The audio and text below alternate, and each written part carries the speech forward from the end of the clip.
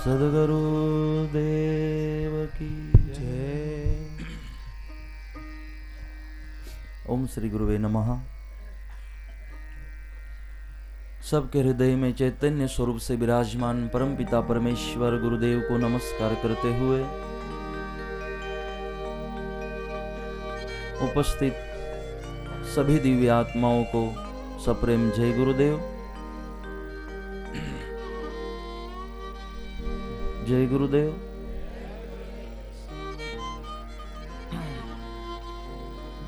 हमें भूल गया बेवार बोलू पड़े।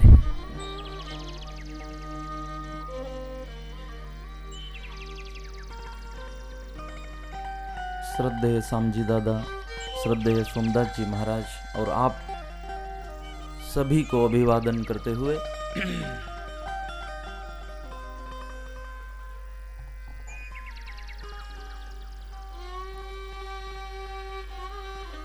भगवान की दया से, भगवान की कृपा से जो मनुष्य जन्म हम सबको मिला है, उसी को समझने की थोड़ी कोशिश इस भगवत कथा के द्वारा हम यहाँ कर रहे हैं। जन्म मिला है तो इस जन्म में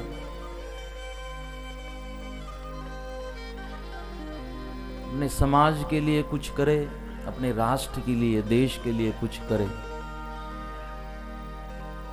और थोड़ी प्रेरणा इस भगवत कथा से और भगवान के चरित्र से हम ले। ये इस कथा के उद्देश्य है और कथा का भाव है। कल हमने बहुत एक अच्छा सुविचार सुना। अधिकार जतो कराए पन फरज जती न कराए। और मैंने कहा ये कथा का उद्देश्य भी यही है, इसीलिए आपने शायद हमें बुलाया और हम यहाँ पर आए। इसी को हमें समझना होगा। अधिकार जतो कराए पन फर्ज जती न कराए। और इसी फर्ज को समझने हेतु हम यहाँ उपस्थित है। और शायद मैं भी, क्योंकि मैं भी खुद इतना बड़ा कोई पंडित नहीं हूं कि हम आपको कुछ यहाँ पर देने आए। देखो, एक स्कूल में क्लासरूम में कोई एक स्टूडेंट टीचर के सामने वो पढ़ के सुनाता है ना, बे और बे गुने 4 6 सुके नहीं पढ़ा। वो स्टूडेंट वो पढ़ा सुनाता है ना सर को, सर के सामने। इसका मतलब ये तो नहीं होता कि सर को पढ़ा आता नहीं है, ये मतलब होता है कोई एक स्टूडेंट टीचर के सामने वो पढ़ा बोल के सुनाता है। इसका मतलब टीचर को नहीं आता ये नहीं है, लेकिन उसको सुनाना इसके लिए है क्या मुझे कंठस्थ हो चुका है, इसलिए सुनाना होता है। और शायद मेरा भी यही भाव है कि मैं आपके सामने जो पढ़ रहा हूँ, जो बोल रहा हूँ, तो मैं याद करना चाहता हूँ कि जो मैंने चिंतन किया मुझे याद भी है। इस भाव से आपके सामने कथा करने का प्रयास कर रहा हूँ। इसलिए हम ऊपर बैठे और आप लोग नीचे, ये तो एक व्यवस्था है। हम ज्ञानी हैं और आप तो अज्ञानी हो, इसलिए हमें ऊपर मिला। ये एक व्यवस्था है कि एक वक्ता तरीके हम ऊपर है और श्रोता तरीके आप नीचे, ताकि आपको भी पता चले बोले कौन छे, कौन बोल बोल करे रहा। हमारी भूल काढ़े, आमा कई भूल नहीं, कोने जो है ने। એટલે एक व्यवस्था होती है। ज्ञान अज्ञान ये बात कभी किसी व्यासपीठ की नहीं होती। और परमात्मा ने जो पिंड निर्माण किया ना, वो ज्ञान का ही किया। हम सब ज्ञानी है, कोई अज्ञानी है ही नहीं। अगर हम सब उस ज्ञान स्वरूप परमात्मा के अंश है तो हमारे अंदर ज्ञान भरा ही पड़ा है। बात इतनी है कि आपकी अंदर भी जो आपकी हार्ड डिस्क में जो फाइल भर के रखी ना परमात्मा ने, आप कोड नंबर भूल चुके हो, हमें याद है, बस इतनी सी बात। जो फाइल खोलने का, ओपन करने का जो कोड नंबर है ना, वो आप भूल चुके हो, हमें याद है, बस इतना फर्क है। लेकिन हम सब परमात्मा के अंश होने के कारण हम सब ज्ञानी है, और कथा के माध्यम से हमें वही तो जानना है कि हम ज्ञानी ही है। हम अगर परमात्मा के अंश है तो हमारे अंदर अज्ञान नहीं है। अगर अज्ञान महसूस हो रहा है तो हम झाके नहीं है अंदर, खुद की चेतना को जगाया नहीं है, खुद को समझने की कोशिश नहीं की है। बस इतना सा फर्क है। इस दुनिया में ना तो कोई ज्ञानी है ना तो कोई अज्ञानी। शायद मैं तो जो कथा कर रहा हूं ना, मेरे आगे आगे तो आप लोगों को समझती होगी कथा क्या है। तो ये कोई कारण ही नहीं है, मैं कोई अलग आपको बात सुनाने नहीं आया। आगे आगे तो आपको पता ही चलता होगा कि अब महाराज ये बोलने वाले। मतलब यह ज्ञान अज्ञान की बात नहीं है, लेकिन हम यह उपस्थित है एक चिंतन करने, मनन करने, एक अध्ययन करने, स्वाध्याय करने कि हाँ हमने कभी ऐसे सुना था, पढ़ा था, वो सही है, मैं भी क्लियर कर रहा हूं और आप भी क्लियर कर रहे हो, इसीलिए कथा है और यही जरूरी भी है। बस हम इतना कहना चाहते थे, ज्ञान अज्ञान की बात नहीं है, यह थोड़ी अनुभव की बात है। जैसे कि वो एक बात शायद आपने भी सुनी होगी कि एक सिंह का जो बच्चा था ना, वो बकरियां नहीं होती, बकरियों के अंदर छूट गया बचपन में। अब बकरियों में रहने के कारण जो बकरी चराने वाला था ना, अभी उसने पकड़ा उसको और बकरियों के साथ उसको घुमाने ले जाता था। अब बकरियों के साथ रहने के कारण अभी बकरी जैसा व्यवहार करने लगा था सिंह का बेटा, लेकिन बकरियों जैसा व्यवहार चालू कर दिया। क्यों? क्योंकि वैसे वातावरण में वो रहता था, वैसे वातावरण मिला था। और है भी ऐसी अवस्था, हम जैसे वातावरण में रहते हैं वैसे हमारा निर्माण होता है। इसलिए शास्त्र कहते कि अच्छे वातावरण में रहने की हम कोशिश करें, मंदिर में जाने की कोशिश करें, सत्संग में जाकर बैठने की कोशिश करें, संतों के सानिध्य में, अच्छे लोगों के सानिध्य में बैठने की कोशिश करें। इसीलिए कहा जाता है जैसे वातावरण में हमारा जाना होगा, रहना होगा, वैसे हमारा चरित्र बनेगा, वैसे हमारे विचार बनेंगे। तो बकरियों के साथ रहने के कारण ये भी बकरियों जैसा व्यवहार करने लगा। अब एक दिन जैसे सिंह वहां पर आया, बकरियां तो भाग गई, ये भी भागने की कोशिश कर रहा था। सिंह ने देखा, अरे ये बकरियों में ये हमारा ये बेटा बकरियों में क्या कर रहा है, हमारी इमेज को खराब कर रहा है ये तो। देखो यह हम सिंह शायद अपनी समाज को कहना चाहेंगे। आपको नहीं लगेगा कि अगर आप रास्ते से जा रहे हो और अपने समाज की पहचान है व्यसन मुक्ति, और रास्ते से जाते समय किसी शराब के दुकान पे अगर आपके समाज का कोई लड़का दिखाई दे तो आपको क्या लगेगा? अरे ये अपना अपना बेटा है और ये यहां खड़ा रह के क्या कर रहा है। शायद ये अपने जाति को भूल चुका है, ये अपने आचार संहिता को भूल चुका है। आपको भी बुरा लगेगा। इस तरह सिंह को लगा कि अरे ये बकरियों जैसा व्यवहार कर रहा है, ये तो गलत है।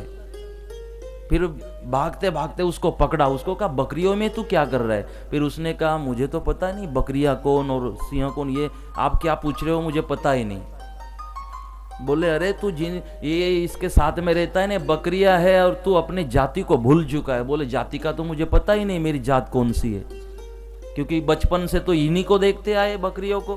बोले एक काम कर, फिर एक तालाब के किनारे वो सिंह उसको ले गया और तालाब में फिर उसका चेहरा दिखाई दे रहा था। सिंह ने देखा, देख मेरे जैसा चेहरा तेरा है कि नहीं? बोले हाँ मैं तो आप जैसा दिख रहा हूं।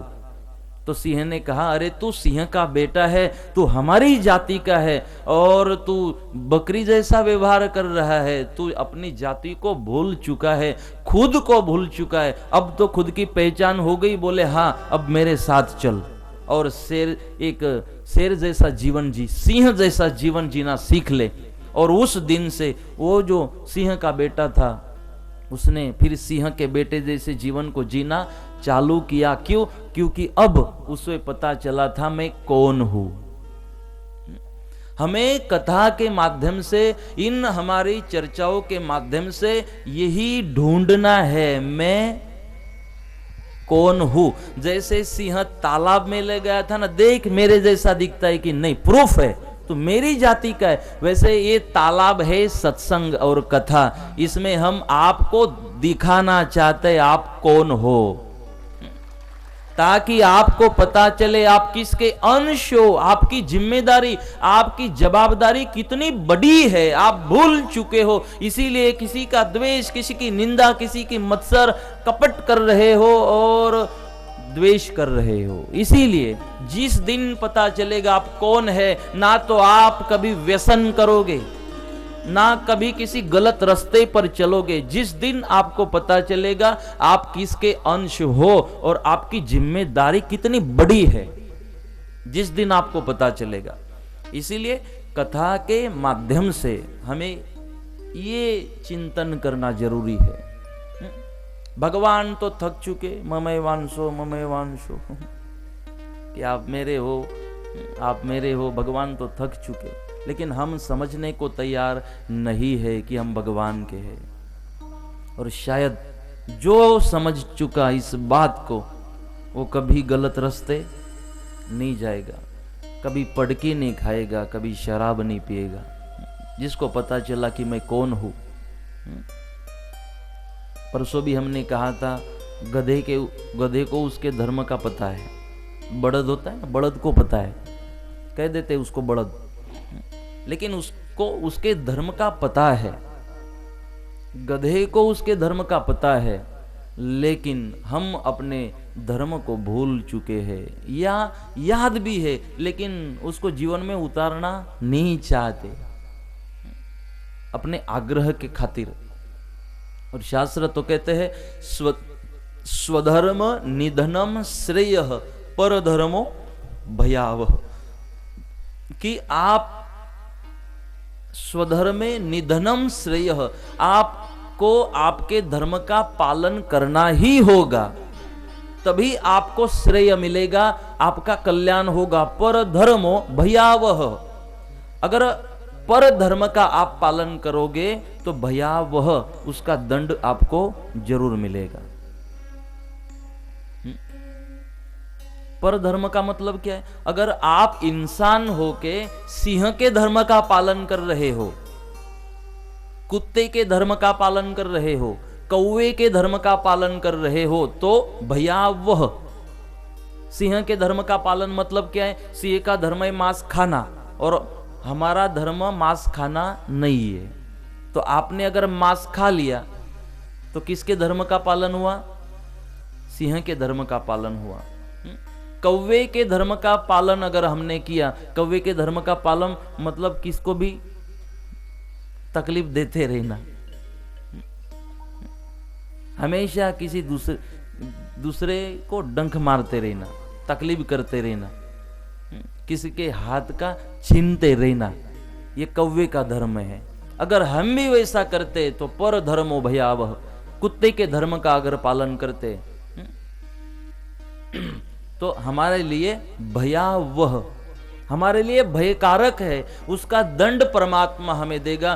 तो इंसान को पता होना चाहिए कि हमारा धर्म क्या है और उसी धर्म का पालन करना जरूरी है।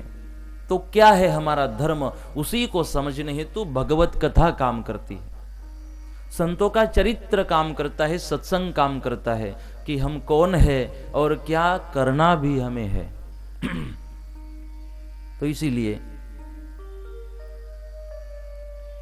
हम यहाँ उपस्थित है। कल हमने सुना भगवान परशुराम के बारे में।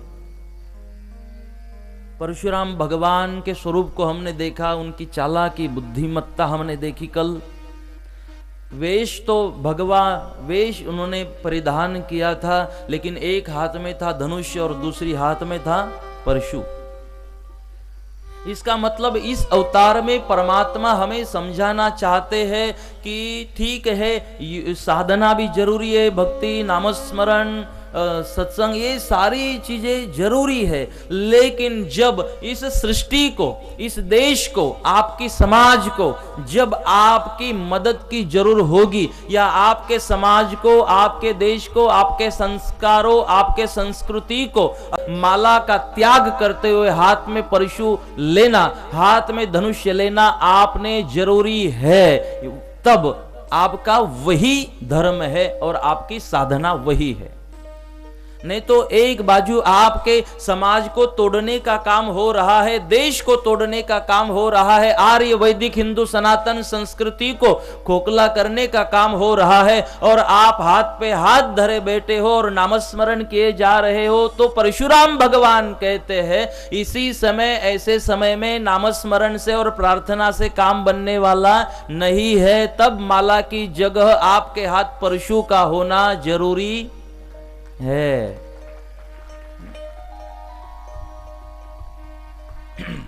नहीं तो भगवान को प्रार्थना करते, भगवान भला कर देगा,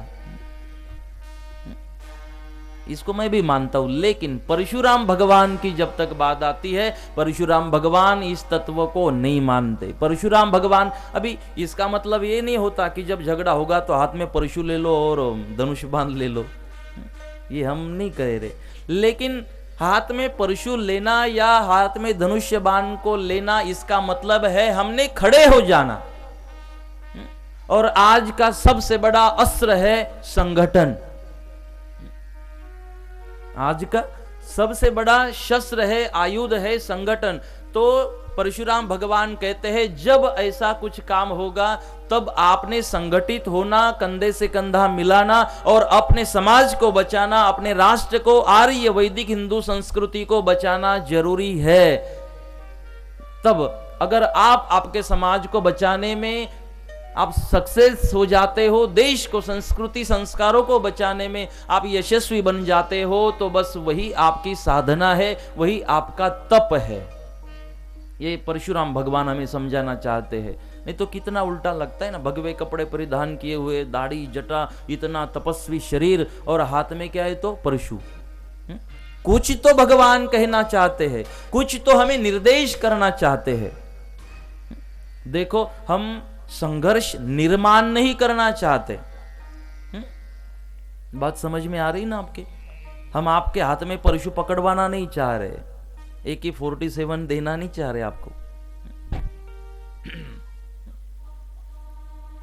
मैं चाहता हूं इस परशुराम भगवान को हम थोड़ा समझने की कोशिश करें कि अगर कारण नहीं है, कोई बात नहीं है, तो परशु और इसकी बात करने की जरूरत नहीं है। लेकिन जब संस्कारों को नष्ट करने की बात आएगी, जब समाज को तोड़ने की बात चालू रहेगी, तब हमें बैठ के काम बनने वाला नहीं है। तब हमें खड़ा होना होगा। खड़ा होने का मतलब है कुछ तो करना होगा। अगर एक बाजू नामस्मरण चालू और दूसरी बाजू हमारी समाज, हमारा देश, हमारा राष्ट्र टूट रहा है, तो परमात्मा इस परशुराम अवतार के माध्यम से निर्देश करना चाहते हैं कि अरे आप भूल कर रहे हो। अब मतलब हालात जैसे है वैसे हमें उसको, वो कार्य हमें करना जरूरी है। और देखो, अगर ये सब आप अगर मानते हो कि राष्ट्र टूट रहा है, समाज टूट रहा है, तो ऐसा नहीं है आप कुछ कर नहीं पाओगे।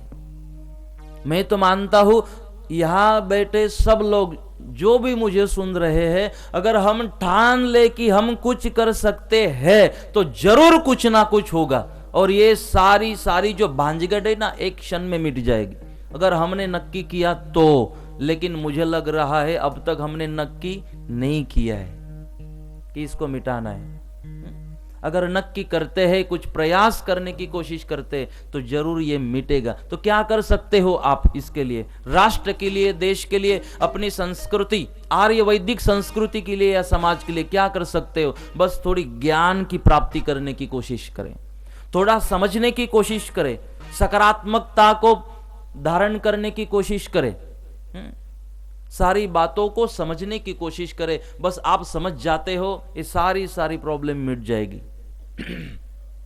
तो इसीलिए इस परशुराम अवतार के माध्यम से परमात्मा बहुत बड़ा निर्देश हमें दे रहे हैं। आगे बात आती है कि सहस्रार्जुन को नारद जी ने बताया कि आपको पता भी है जमदग्नि ऋषि के वहां क्या चमत्कार होता है? बोले नहीं। तो बोले जाओ अनुभव करो, आपका पूरा सैन्य लेकर जाओ। अब नारद जी जो कैरेक्टर है ना, बहुत बढ़िया है। वैसे नारद जी आज भी है, लेकिन वो वाले नारद जी बहुत बढ़िया थे। अभी इन्होंने जो सहस्रार्जुन को बताया कि वहां आपको जाना है, इसका मतलब एक ही था कि उसका गड्ढा भरना था, जल्दी से जल्दी उसको खत्म करना था नारद जी को। और कब होगा, तब ये नारद जी को पूरी बात पता थी। नारद जी के कहने पर सहस्रार्जुन पूरे सैन्य को लेकर गया और कहा हम स्नान करके आते, क्या भोजन की व्यवस्था कर पाओगे? बोले आप स्नान करके तो आओ। जब स्नान करके आया तो पूरा भोजन मंडप तैयार, भोजन मंडप में पूरी व्यवस्था। सहस्रार्जुन को बोला चलो बैठ जाओ, सब के सब सैन्य को लेकर सहस्रार्जुन बैठ गया। अब इसको देखना था ये क्या बनाया इसने आज। उसको लगा खाली कड़ी खिचड़ी बनाई होगी, इतने सारी क्वांटिटी थी इसके लिए। जब वहां पे बैठा अपने सैन्य के साथ, जब थाली आई ना तो थाली में पंच पकवान, और सबको थाली, सबके थाली में पंच पकवान, क्या क्या पता नहीं। और इनकी तो उत्सुकता थी और भी क्या होगा, और भी क्या होगा। और जमदग्नि ऋषि ने बोला चिंता मत करो राजा, मुझे पता है छाछ की भी तैयारी है, आप टेंशन छोड़ दो।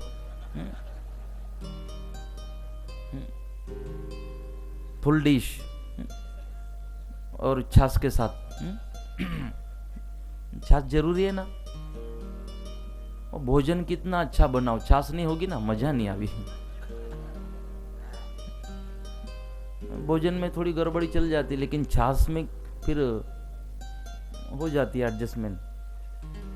इसलिए फजपुर भी इतने सारी संख्या में आप आए थे, मैंने सबको बोला अपने समाज का अलग ही बनाना है भोजन छाछ के साथ। फिर सबका अलग ही रखा था। मैंने बोला महाराज को बोला था भाई सब कुछ भूल गया, थोड़ा नमक डालना भूल गया चलेगा, छाछ को मत भूलना।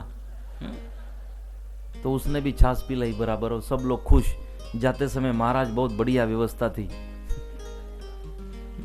मुझे पता था आप छाछ में खुश हो जाओगे, बाकी चला लोगे। मैंने बोला छाछ में ध्यान रखना भाई, जरूरी है ना छाछ भोजन में। हाची बात है ना। तो बीजी हाची बात तमे सांभળી लो कि भोजन में हमें छाछ जितनी जरूरी लगती है ना, तो जीवन में उतना ही जरूरी भगवान का नामस्मरण भी रखना। भोजन के बाद छाछ पीना नहीं भूलते हो, उठने के बाद भगवान को भी मत भूलना। भले छाछ पीते हो ठीक है, अच्छी चीज है पीना, और तो अमृत है, कोई दिक्कत नहीं है पीने में। हम उसका विरोध नहीं कर रहे हैं, सपोर्ट कर रहे हैं, अच्छी बात है। आधा गिलास पीते होगे, एक गिलास पी लेना मेरी ओर से ज्यादा। लेकिन जैसे छाछ जरूरी लग रही है, उतना जरूरी भगवान का नामस्मरण भी लगना चाहिए। वो तो शरीर के लिए ठीक हो रहा है, लेकिन हमारी जो आत्मा की खुराक है उसको भी तो देना पड़ेगा कुछ। और आत्मा की खुराक है नामस्मरण, हरि नाम संकीर्तन। इसीलिए सहस्रार्जुन को कहा चिंता मत कर, पूरी व्यवस्था यहाँ पर हो चुकी है। तो सहस्रार्जुन को आश्चर्य लगा, इन्होंने बनाया कब? कब इसने ये दही लाया होगा, और कब छाछ बनाई होगी, कब क्या बनाया होगा, वो तो टेंशन में आ गया सहस्रार्जुन कि इतने जल्दी कैसे हुआ। तो सहस्रार्जुन का भोजन होने के बाद ऋषि को पूछा, ऋषि ने कहा ये जो कामधेनु है ना, बस इसकी कृपा है। बोले मुझे देखना है। अब दिखाने ले गए। बोले ये कामधेनु तो फिर आपके काम की नहीं, मेरे काम की। आप तो दो ही हो, आप तो चला लोगे, मुझे इतने सैन्य को पाल पोस के बड़ा करना है तो मैं ले जाता हूं, आपसे तो ज्यादा जरूरी मुझे है। ऋषि ने कहा तेरी बात तो अच्छी है, तारी बात तो साची है, पण प्रॉब्लम શું है ખબર है તને? આ કામધેનુ જ્યાં પવિત્રતા છે ને ત્યાં જ જાય। ये कामधेनु जो है वो वहां नहीं आएगी। जहाँ ऋषि मुनि जहाँ रहते वही वो काम करेगी, उनके सानिध्य में ही वो रहेगी और तभी कुछ दे पाएगी। तो उसकी पवित्रता संभाल नहीं पाएगा। राजा ने कहा वो बात मुझे पता नहीं है, मुझे इसे लेके जाना है बस। ये तो मेरे लिए लॉटरी है, इसको मुझे ले ही जाना है। जमदग्नि ऋषि ने विरोध किया कि तू आग्रह नहीं कर, ये गुप्त हो जाएगी, हाथ से छूट जाएगी, इसको तकलीफ नहीं कर, इसको तकलीफ होगी। अब ये कामधेनु कौन थी? गो माता। इसको समझने की कोशिश करना। हमारे सदगुरुदेव इमाम साहब महाराज इस दृष्टांत के माध्यम से हमें एक संदेश देना चाहते हैं कि जो कामधेनु जमदग्नि ऋषि को जो चाहिए दे रही थी, कामधेनु शायद हमें अगर समझ नहीं आती होगी तो इमाम शाह महाराज ने इस दशावतार ग्रंथ में स्पष्ट किया, कामधेनु का सीधा सीधा मतलब है गो माता। ये गो माता में इतनी ताकत है कि इस गो माता को आप जो मांगो ये गो माता दे सकती है। इतनी बड़ी क्षमता इस गो माता में है।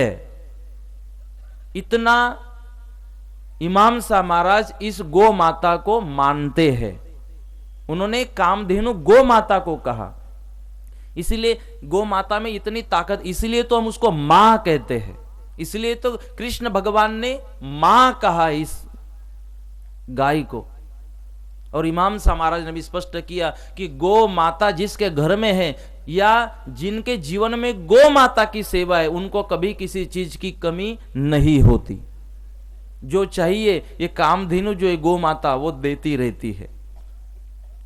मना किया जमदग्नि ऋषि ने, फिर भी जबरदस्ती लेकर जाने की कोशिश की। जमदग्नि ऋषि आड़े हो गए कि हम नहीं ले जाने देंगे, तो प्रहार किया और उन शस्त्र उनके शरीर के ऊपर सहस्रार्जुन ने चलाए। उनको बचाने के लिए जब रेणुका मां सामने आई तो रेणुका माता के ऊपर भी 21 बार उन्होंने प्रहार किया, सहस्रार्जुन ने प्रहार किया, उसको भी घायल कर दिया। जब बचाने की कोशिश कामधेनु माता ने की तो कामधेनु माता भी असफल रही। अब उसको पता चला तकलीफ हो रही है तो कामधेनु मां सीधी सीधी स्वर्ग में निकल गई, राजा के हाथों से छूट गई और खाली हाथ राजा वापस अपने दरबार में लौटा। जब जमदग्नि ऋषि भगवान को प्यारे हो गए, ब्रह्मलीन हो गए, रेणुका मां बहुत शोक कर रही थी और अपने परशुराम को बुलाया, हे परशुराम। परशुराम को आवाज सुनाई दी और परशुराम भागते भागते वहां लौटे। देखो यह एक चीज स्पष्ट करना चाहते हैं हमारे सदगुरुदेव कि जब अपनी मां को जरूरत थी तब परशुराम भागते भागते वहां पर पधारे। इसका सीधा सीधा अर्थ होता है, अगर आप माला कर रहे हो, भक्ति नामस्मरण कर रहे हो और उसी समय अगर आपके माँ बाप को आपकी जरूरत पड़ती है तो तब आपकी माला नामस्मरण तप है। आपके माँ बाप की सेवा को करना ये आपका तप है और होना चाहिए। अगर माँ बाप को आपके सेवा की जरूरत है और आप कहोगे थोड़ा रुक नहीं सकते हो, देख नहीं रहे हो मैं नामस्मरण कर रहा हूं, भगवान इसको स्वीकारने वाले नहीं है। तब आपका तप और नामस्मरण है आपके माँ बाप की सेवा में जुट जाना। परशुराम भगवान वहां पर पधारे, देखा तो तकलीफ थी। माँ ये किसने किया? बोले सहस्रार्जुन। तो वचन दिया कि 21 बार इस पृथ्वी को मैं निक्षत्रिय करूंगा। निक्षत्रिय करने का मतलब था कि जो क्षत्रिय है लेकिन अपने धर्म को भूल चुके हैं, ऐसे धर्म को भूल चुके जो क्षत्रिय है, जो राजे है, उनका मैं वध करूंगा 21 बार।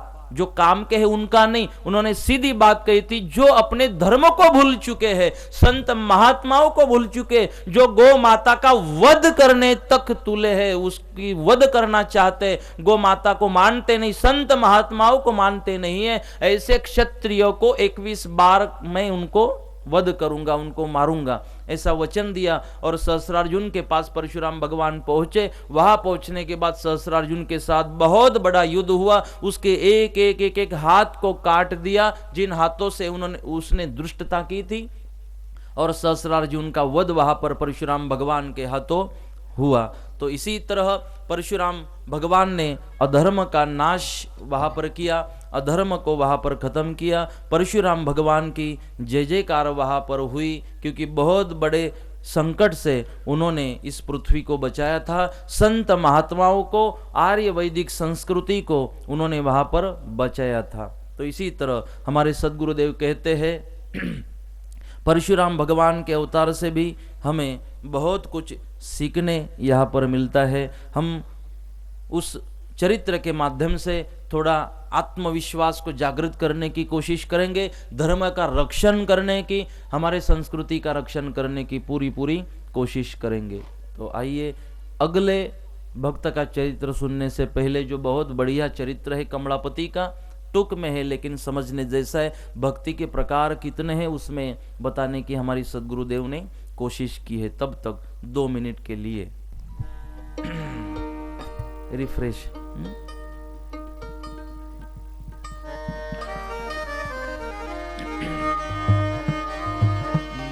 हरे राम राम राम सीता राम राम राम, हरे राम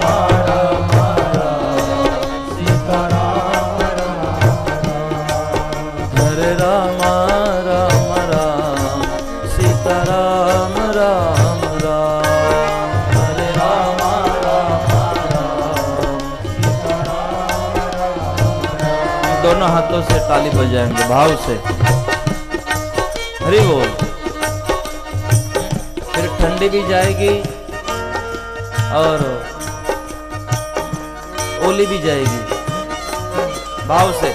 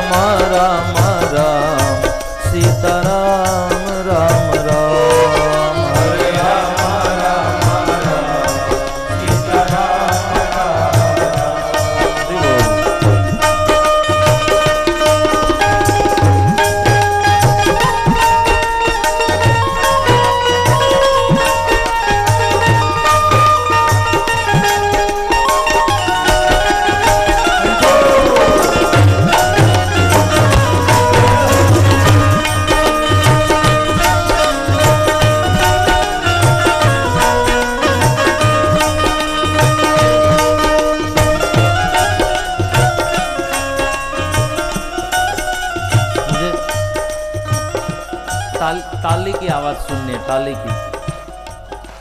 तमे धीमे धीमे वगाड़ो भाई, तमे आ बाजू थी आवे रही बराबर। हाँ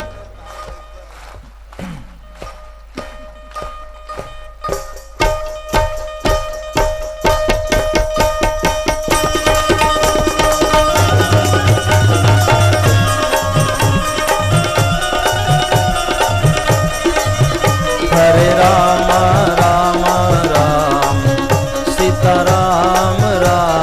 राम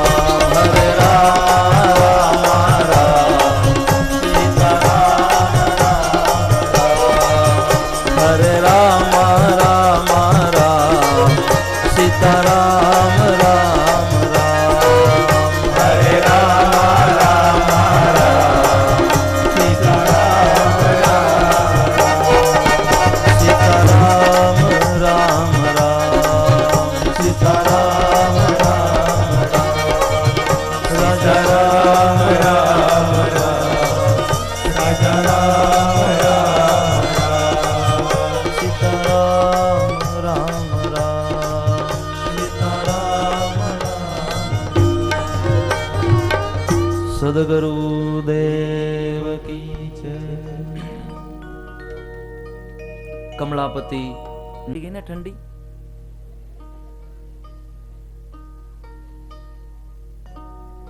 આમાંથી તો ઠંડી નહીં, દોષો પણ નીકળી જાય.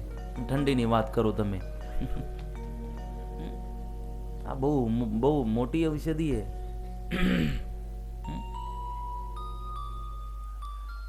कमलापति नाम का एक सद्भक्त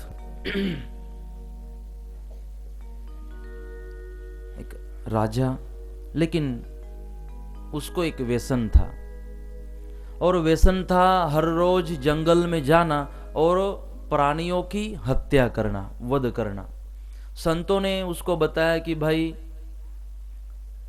आपको किसी पशु की हत्या करने का अधिकार नहीं है, और इन पशुओं ने आपका बिगाड़ा भी क्या है जो आप इनको मारे जा रहे हो? क्यों मारते हो इन पशुओं को? इन्होंने आपका क्या बिगाड़ा? जैसे मुझे एक बात याद आती है कि जब नाया काका और इमाम साहब महाराज की मुलाकात हुई थी ना, तो वो किसी को भी मारने की बात करते थे, मार दूंगा, काट दूंगा. नाया लुटारू जो था, सदगुरुदेव की जब मुलाकात हुई तो बोले मारने काटने की बात क्यों कर रहा है? तुझे किसने अधिकार दिया मारने का? किसी को तुझे अधिकार नहीं है.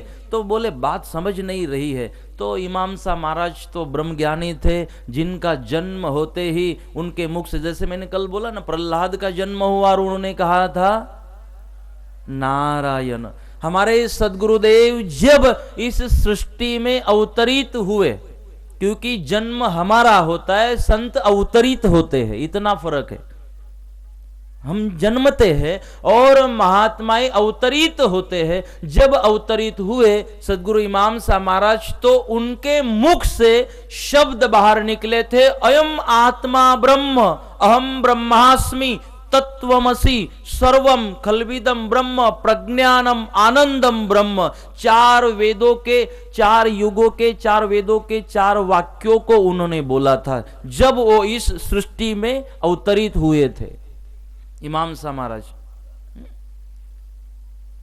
इन वाक्यों को उन्होंने बोला था जो हमारे वेदों के संदेश है, उनको बोला था अयम आत्मा ब्रह्म. और तब से इस बात पे वो अड़े रहे, और पूरे सतपंथ का सार है, सतपंथ का नवनीत है इन 4 वाक्यों में. अयम आत्मा ब्रह्म, अहम ब्रह्मास्मि, तत्वमसि, प्रज्ञानम आनंदम ब्रह्म. इसमें पूरे सतपंथ का सार इन 4 वाक्यों में आ जाता है कि हमारे सदगुरुदेव को बचपन से, जब से जन्मे थे तब से यही कहना था, और इसीलिए पूरा जीवन उन्होंने काम किया. अयम आत्मा ब्रह्म. अरे कहा उस ब्रह्म को तो ढूंढ रहा है. अयम आत्मा, ये तेरी आत्मा जो है वही ब्रह्म है, जिसको ढूंढने निकला है वो तेरे अंदर विराजमान है. तत्वम असि, तत्वम, वो जो तत्व है अनादि अखंड अविनाशी, जो तत्व है असि, वो तेरे अंदर ही है. अहम ब्रह्मास्मि, अहम, तू ही ब्रह्म, अस्मि, तेरे अंदर ही ब्रह्म है, या तू ही ब्रह्म है, ब्रह्म तेरे से अलग नहीं है. ये बचपन से उन्होंने समाज को देने की कोशिश की है. जब से अवतरित हुए थे बस वेदों और वेदों का ही प्रचार किया. कई लोग पूछते हैं इतने सारे संतों का प्रचार हुआ, सब लोग पहचानते हैं, तो सतपंथियों के सिवाय इमाम साहब महाराज को कोई क्यों नहीं पहचानते? क्योंकि उन्होंने खुद की पहचान बनाई ही नहीं, उन्होंने वेदों की पहचान बनाई. खुद की पहचान में लगे नहीं, या उनका एक स्वभाव था खुद को बड़ा नहीं बनाना था, वेदों को, संस्कृति को, उसके आचरण को बड़ा बनाना था.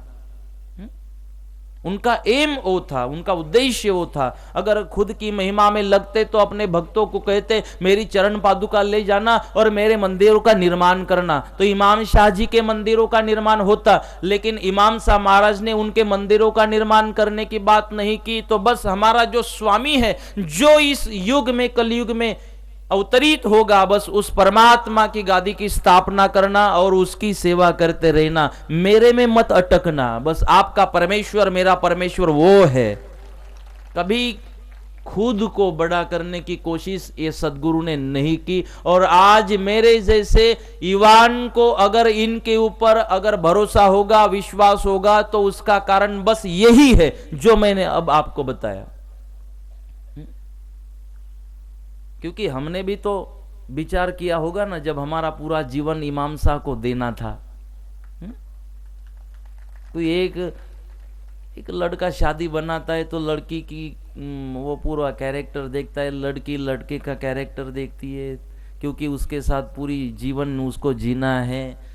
पूरा लाइफ का टेंशन है, पूरा लाइफ का सवाल है। तो क्या मेरे लाइफ का सवाल नहीं था? मुझे क्या घर से निकाल दिया था, जा जो करना है कर, फिर कहीं गए अटक गए और करना चालू कर दिया? ऐसा तो था नहीं। हमने भी तो सोचा होगा कि जिसके लिए लाइफ दे रहे हैं, आकांक्षाओं का त्याग कर रहे हैं, कामनाओं का त्याग कर रहे हैं, वो क्या है? सदगुरु से शादी बना रहे थे, इमाम साहब से शादी बना रहे थे, उनसे रिश्ता बना रहे थे। तो हमने भी तो जरूर कुछ ना कुछ सोचा होगा। और मैंने कल परसों भी कहा था कि प्रॉब्लम इमाम शाह से नहीं है, क्योंकि जिनको इमाम शाह पता चले ना, बस वो तो जब कोई पूछता है ना इमाम शाह नाम तो अलग लगता है, बस तब शंका आएगी थोड़ी, तब थोड़ा विचार आएगा। लेकिन जब ज्ञान की बातें होगी तो ये इमाम शाह और ये नाम से पर हो जाते हैं, ये सवाल ही नहीं होता। देखो, अगर कोई नदी के पास गया और नदी के पास जाने के बाद उसको पानी पीना है, लेकिन उसने अगर सोचा कि ये पानी आ कहाँ से रहा है, वो पहले ढूंढना पड़ेगा, बाद में पिएंगे, तो समझना इसको प्यास लगी ही नहीं है, इसको प्यास लगी ही नहीं है। क्योंकि इसको अगर प्यास लगती तो पानी सामने था, तरस लग चुकी थी, पानी पी जाता कि अच्छा सा पानी दिख रहा है, बस पानी को पीना है, बात खत्म। इसीलिए हम मोल करो तलवार का, पड़ी रहन दो म्यान। तलवार का मोल करना जरूरी है। ज्ञान की हम क्यों इन संतों के जाति को देखते हैं और उसको ढूंढने निकल पड़ते हैं, पता नहीं चलता। और वही ढूंढते रहते जिनको तरस नहीं लगी, वही ढूंढते रहते। आज अगर अपनी समाज की बात करूं ना, अगर अपनी समाज 100% अगर निर्व्यसनी होगी तो आप किसको श्रेय दोगे पूरा? सीधी बात है। तो फिर जाति का सवाल आया ही क्यों? भले किसी जाति से हो, उनका क्या हमें लेना देना नहीं, लेकिन उस महात्मा के ज्ञान से, आचार संहिता से आज हमारी समाज अगर 100% निर्व्यसनी है तो बस बात खत्म। बाकी चीजों को ध्यान देने की हमें जरूरत भी नहीं है कि कहाँ से आए थे, क्या करने आए थे, क्या उनके उद्देश्य थे, कौन से जाति से थे। कई लोग मुझे भी पूछने आते हैं कौन से जाति के, मैंने बोला ओल्या ना तेरा अधिकार है ना मेरा अधिकार है उनके जाति तक जाने का। और किसी संत के जाति पूछते हो तो लायकात भी तो पता होनी चाहिए ना खुद को। संतों के बारे में पूछने के लिए लायकात भी जरूरी होती है। और मैं तो कहता हूँ मेरी लायकात नहीं है वहां तक जाने की, मैं तो उनके ज्ञान को नहीं समझ पा रहा हूं, तो वहां जाने की बात ही नहीं आती, वो विचार करने की जरूरत भी नहीं पड़ती। इसीलिए साईं बाबा या कबीर जी या ऐसे कितने संत, मैं आपको नाम बता सकता हूँ, कितने संत ऐसे हैं जिन्होंने वैदिक परंपरा का स्वीकार किया है, वैदिक परंपरा को आगे बढ़ाने की कोशिश की, लेकिन किसी के बारे में कभी शंका नहीं ली जाएगी। अगर यहाँ बैठे आप सबकी बात करूं या जो शंका लेने की कोशिश करते हैं इमाम साहब महाराज के ऊपर, अगर उनकी बात करूं, क्या कभी किसी कब्र पे या कहीं गए नहीं होंगे? इस विस्तार में भी जरूर ऐसी जगह होगी, कितने बार तो सब जाके आए होंगे, कितने तो अजमेर भी जाके आए होंगे। ये कच्छ में बहुत बड़ी जगह है हाजीपीर, वहाँ सब जाते आते, कहीं जाएंगे अजमेर, वहाँ जाएंगे, बाकी कुछ सवाल नहीं होगा। हमने तो कुछ दिन पहले सुना कि विदेश में भी जो अपना इन मुसलमान लोगों का मक्का मदीना, वहाँ पर भी कितने सारे लोग जाके आए, जाते भी है, ऐसा वैसा सब कुछ, लेकिन शंका नहीं आती। और जब बात मेरे बाप की आती है तो इनका क्यों बिगड़ता है पता नहीं।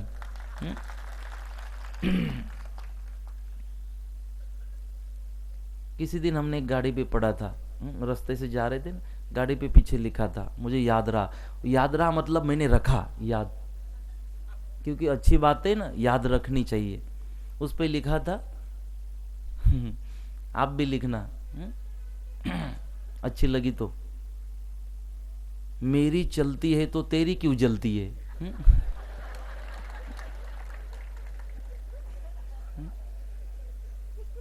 ये मैंने पढ़ा था, बहुत बढ़िया है नहीं। मेरी चलती है तो तेरी क्यों जलती है। बाद में दूसरी गाड़ी आई, उसके ऊपर लिखा था जलो, क्या लिखा था, जलो, और नीचे दूसरी बिलिटी लिखी थी, मगर दीपक जैसे। अगर जलना ही चाहते हो ना तो एक दीपक जैसे जलने की कोशिश करना, ये सतपन की पहचान है कि जो खुद जल रहा है और सबको प्रकाशित कर रहा है, औरों को प्रकाश देने के लिए खुद जल रहा है, ये सतपंथ की सीधी सी पहचान है। तो इसीलिए हम समझाना चाहते थे। नाया महाराज की बात हम रख रहे थे आपके सामने, याद आया ना बराबर। नाया महाराज को वही खड़ा कर दिया हमने। चलो अभी उनको ले लेते। नाया जी महाराज और इमाम साहब महाराज की मुलाकात हुई और इमाम साहब महाराज ने कहा कि क्यों तू मारने की काटने की बात कर रहा है।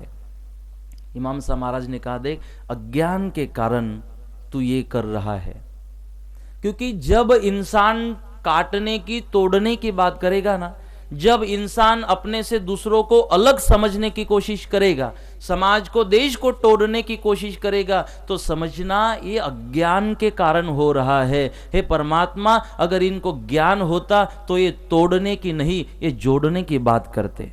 और जो तोड़ने की बात कर रहे हैं उसका प्रमुख कारण है अज्ञान। ये अज्ञान के कारण ये सारी बातें होती है। जब ज्ञान आ जाएगा कि हे विश्वची माझे घर, अब अगर ज्ञान आ जाएगा कि मेरा परमात्मा ही घट घट में विराजमान है, ऐसा अगर ज्ञान हो जाएगा तो कोई किसी के खिलाफ काम नहीं करेगा, कोई किसी को तोड़ने की बात नहीं करेगा।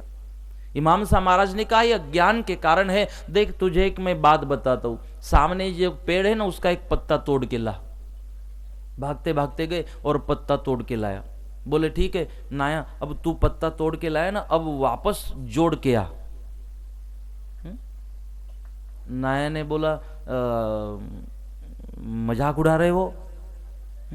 बोले रे भाई मुझे कोई तकलीफ करवानी है तेरी मजाक उड़ाऊं, लेकिन जोड़ के तो आ।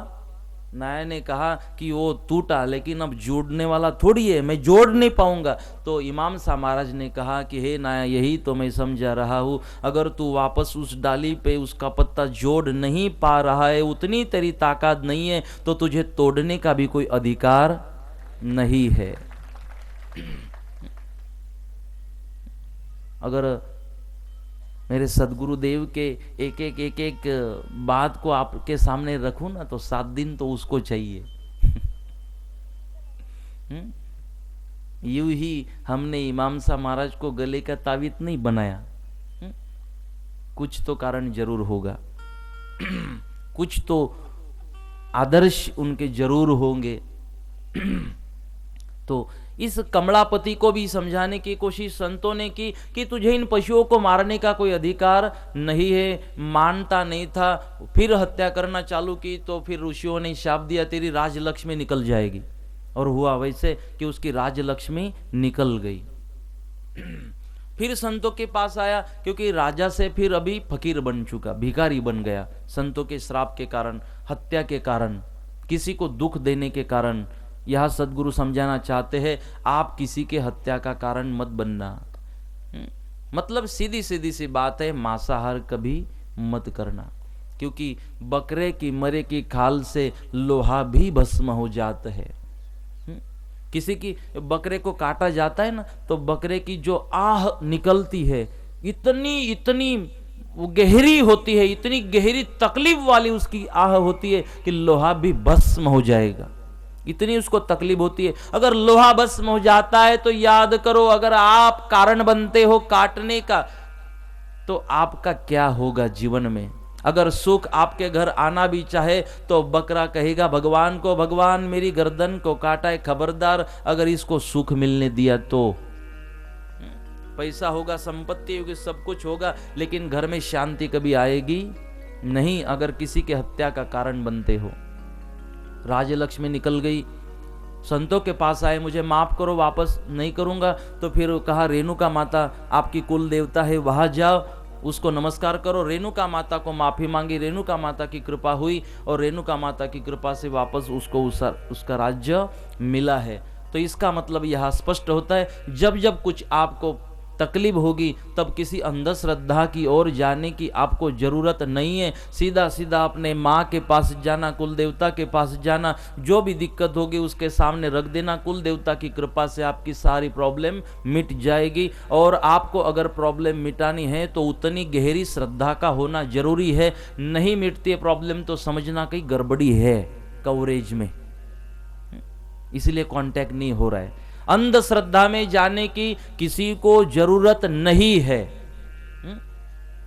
कई बार हमने देखा कि संपत्ति के लिए और पता नहीं संतान प्राप्ति के लिए या कुछ भी मनोकामना पूर्ति के लिए इतना इतना अंधश्रद्धा में निकल जाते और अंधश्रद्धा के कारण पता नहीं क्या क्या करते। एक सीधी सी बात आपको कह दूं, क्योंकि आपकी मेरे ऊपर श्रद्धा है और मेरी जवाबदारी बढ़ती है कि आप सत्य मार्ग से ही परमात्मा की ओर जाने की कोशिश करें। इसलिए सीधी सी बात, अगर अंधश्रद्धा में आप मानते हो तो सीधी सी बात है आपका भगवान में भरोसा नहीं है, इसीलिए आप दूसरी जगह जा रहे हो, गलत जगह जा रहे हो। अगर प्रहलाद की बात करें, उसको जहर पिलाया गया तो कुछ अलग करने की उसने कोशिश नहीं की, बस हे नारायण आपको शरण हूं, नारायण नारायण कह दिया, जहर का भी अमृत हो गया। अगर जहर का नारायण कहने से, श्रद्धा से और भगवान पे भरोसा रखने से जहर का अमृत बन जाता है तो इतना बड़ा दुख तो आपको नहीं है, आपका दुख तो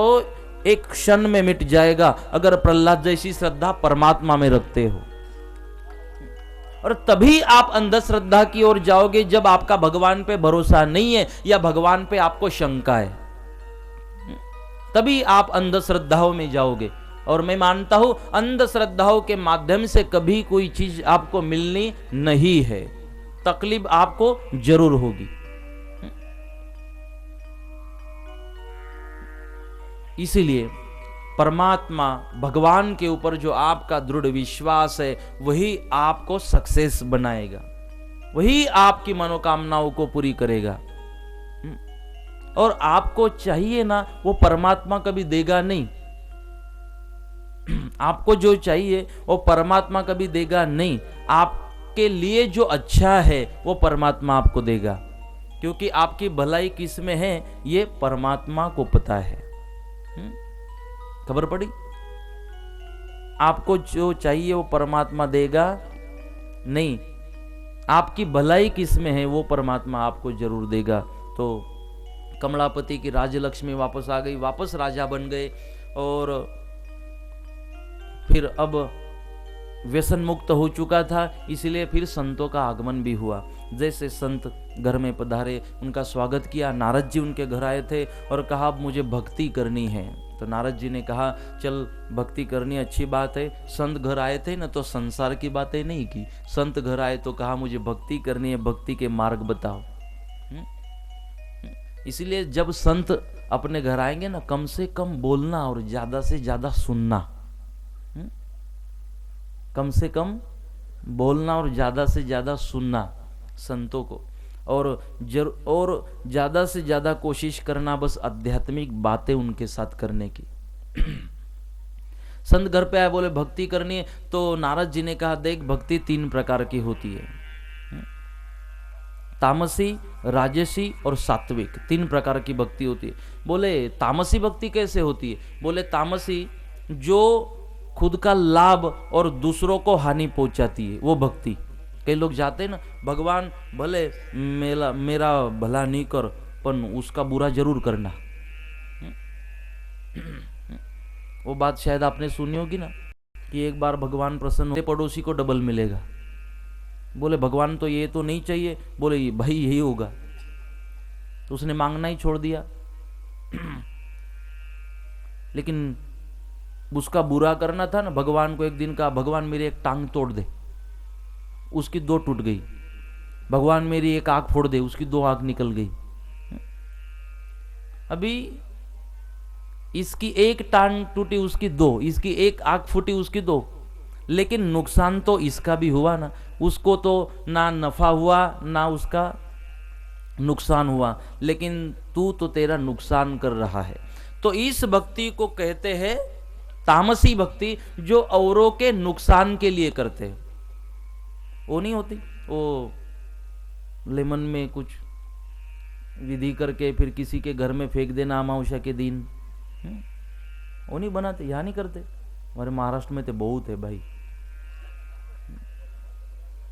नींबू होता है ना, नींबू, वो नींबू में पता नहीं उसको काट के अमावस्या के दिन फिर क्या क्या करते, बस इसकी दुकान ही ना चले। इसको कहते हैं तामसी भक्ति। ये नुकसान करने वाली भक्ति। बोले राजसी भक्ति का मतलब क्या है? बोले कुछ पाने हेतु भगवान को याद करना, ये राजसी भक्ति। कि भगवान बस मेरी मनोकामना पूरी हो जाए, बस मेरी एक 4 व्हीलर की मनोकामना है, वो मनोकामना पूरी हो जाए, फिर आपके दरबार में पूजा भरवाएंगे। फिर 8 लाख की गाड़ी लेगा और 11 रुपए रख के मंत्र करेगा।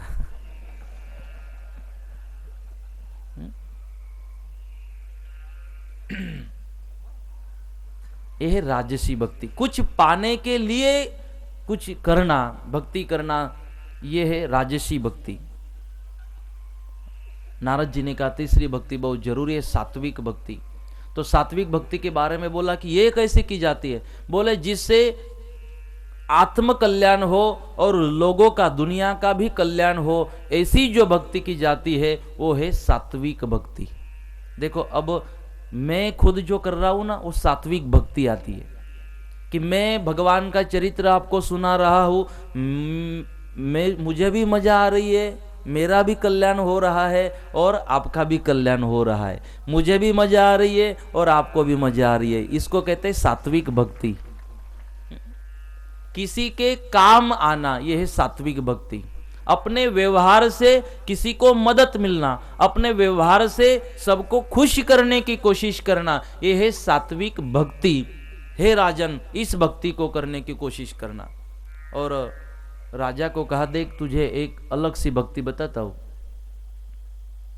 3 तो हम सबको बताते, लेकिन अब आपको बोनस एक नई भक्ति बताते हैं, उसको जरूर करना। तो नारद जी ने कहा उस भक्ति का नाम है अद्वैत भक्ति, निर्गुणा भक्ति। उसको करना राजन, इस तत्व को समझने की कोशिश करना, बस तू पर हो जाएगा, परमात्मा की मुलाकात हो जाएगी। बोले ये समझ में नहीं आई बात, अद्वैत और निर्गुणा भक्ति क्या होती है? तो नारद जी ने कहा अद्वैत कि परमात्मा और मैं अलग हूं, ये बात अपने मन से निकाल देना। मैं ही परमात्मा हूं, अयम आत्मा ब्रह्म अहम ब्रह्मास्मि। बस मैं खुद ब्रह्म हूं, मैं खुद भगवान हूं, भगवान से मैं अलग नहीं हूं, अद्वैत। अगर इस भाव तक आप पहुंचते हो तो सुख दुख से आप ऊपर उठ जाओगे, उसके साथ आपका रिश्ता बन जाएगा। तो ये अद्वैत भक्ति है। और आपको शायद समझ में नहीं आई होगी, तो उदाहरण है गोपियों का। जिन्होंने इस अद्वैत भक्ति को किया था वो खुद को कृष्ण समझती थी।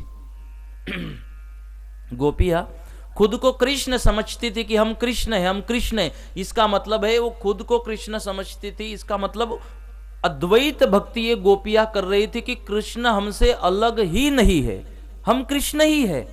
इतना उनका भाव, इतना जुड़ गए थे, इतना एक हो गए थे भगवान के साथ।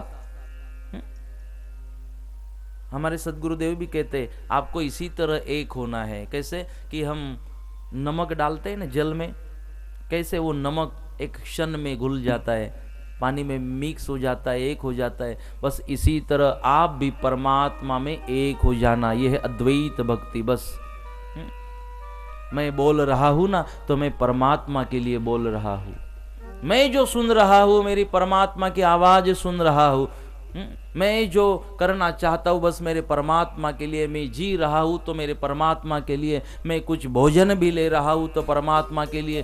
जो परमात्मा में हमें बनना है, जो कुछ करना है परमात्मा के बनकर करना है।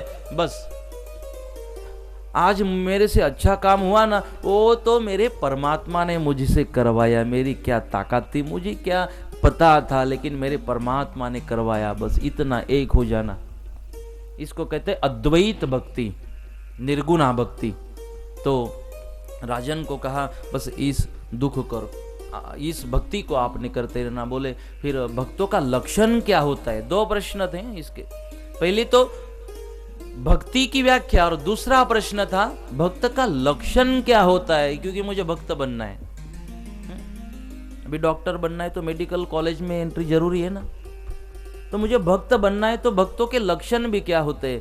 तब नारद जी ने कहा भक्तों के लक्षण है जो दूसरों के दुख को जानते हैं, दूसरों का दुख खुद का दुख मानते हैं, दूसरों को मदद करने की कोशिश करते हैं, और कुछ कर दिया किसके लिए तो उसका अभिमान जिसके मन में नहीं आता वो भक्त।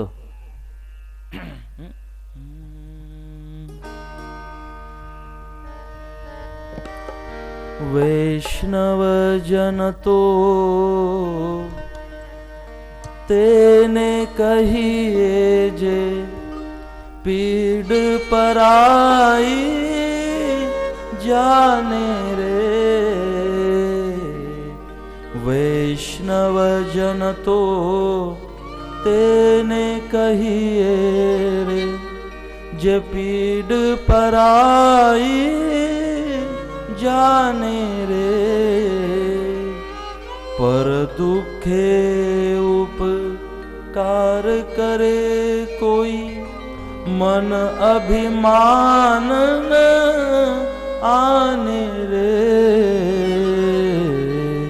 वैष्णव जन तो तेने कहिए। वैष्णव जन म्हणजे भक्त, वैष्णव जन तो तेने कहिए जे पीड़ पराई जाने। अगर आप खुद को अगर भक्त कहते हो, या आप खुद को अगर सतपंथी कहते हो, अगर आप खुद को लक्ष्मी नारायण कहते हो, अगर आप खुद को स्वामी नारायण कहते हो, अगर जिस पंथ से आप जुड़े हो अगर उसके अनुयायी कहते हो, तो आपका लक्षण भी तो पता होना चाहिए। तो उसका लक्षण बताया, आप लक्ष्मी नारायण हो, स्वामी नारायण हो, सतपंथी हो, मतलब आप वैष्णव हो, वैष्णव आपको बनना है। तो वैष्णव बनने का लक्षण क्या है? जे पीड़ पराई जाने, जे बधाने पीड़ आपे ये वैष्णव नहीं, ये लक्ष्मी नारायण की सतपंथी नहीं।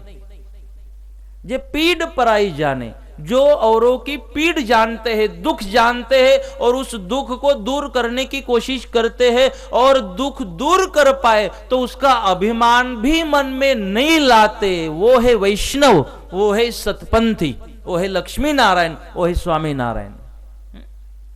ये इसको समझने की, परमात्मा को समझने की व्याख्या है।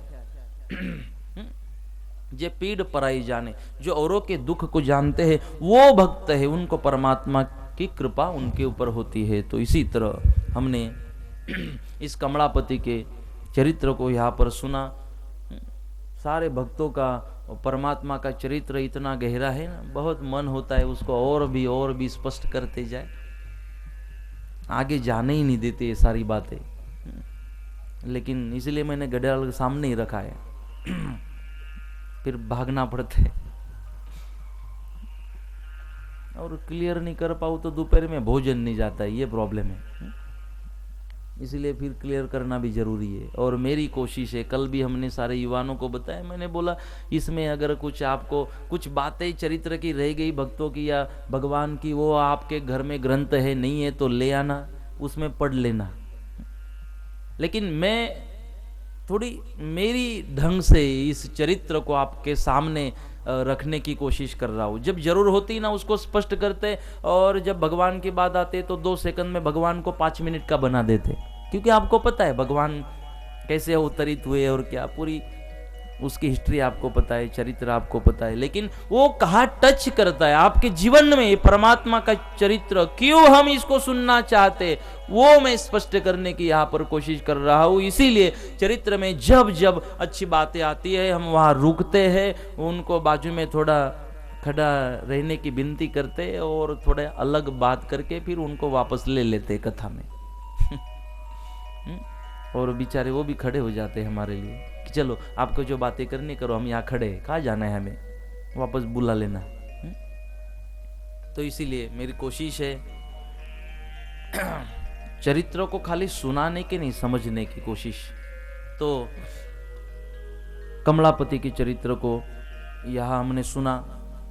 आगे चरित्र आता है राजा हरिश्चंद्र का। एक मिनट।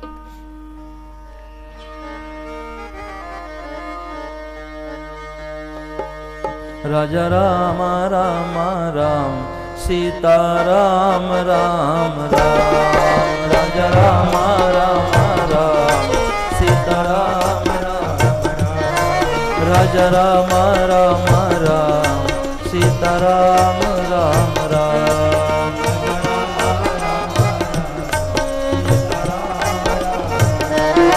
राजा राम राम राम सीता राम राम राम,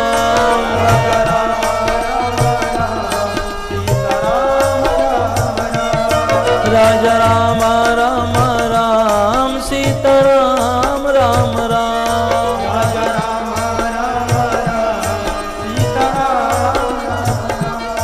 राजा राम राम राम सीता राम राम राम, राजा राम राम राम सीता राम, राजा राम राम राम सीता राम राम राम, राजा राम राम सीता राम, सीता राम राम राम सीता राम राम, सीता राम राम राम सीता राम राम। सद्गुरुदेव की। वीरलोचन और उसकी पत्नी सत्यकीर्ति दोनों धार्मिक थे। उनका एक आश्रम था और आश्रम में वहां पर रहते थे और बिल्कुल ऐसा आश्रम जो अभी टेकड़ी पे बनाए ना, बस वैसा।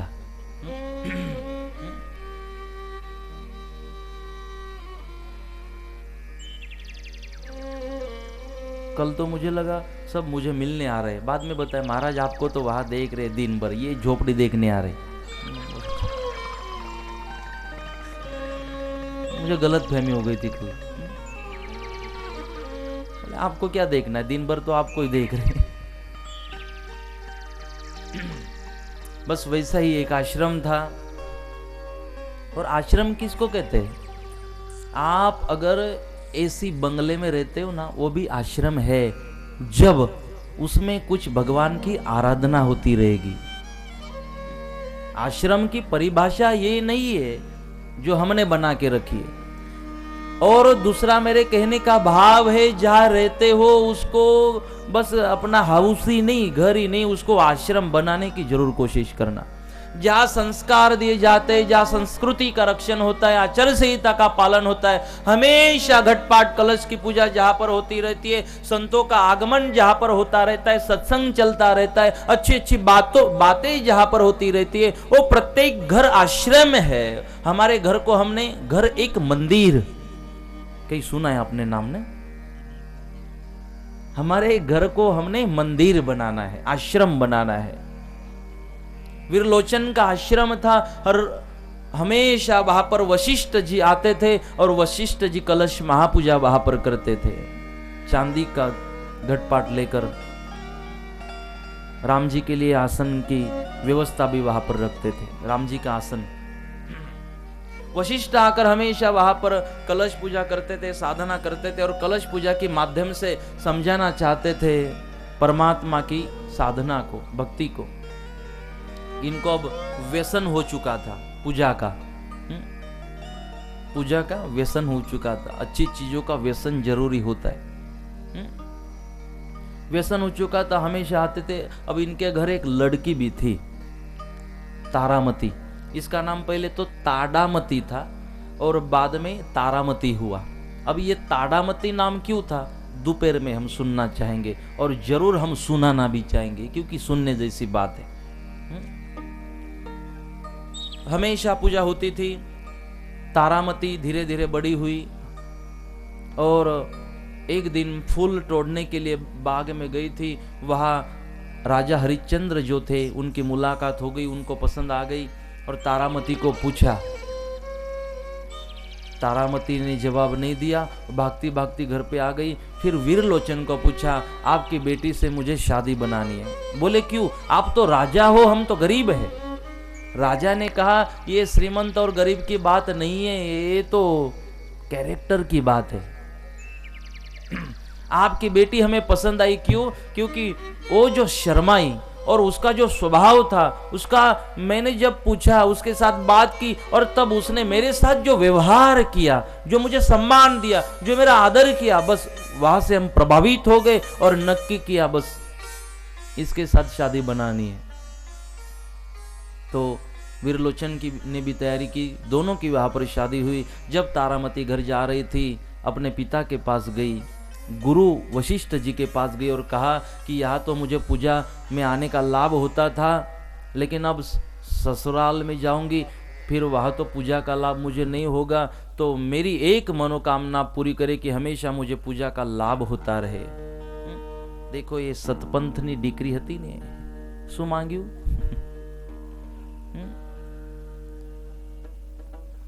इसने मांगा ये बाप को और अपने गुरु को क्या मांगा कि बस ये पूजा, बस पूजा में जाने का लाभ हमेशा के लिए मुझे होता रहे, बस ये आशीर्वाद में मांगा।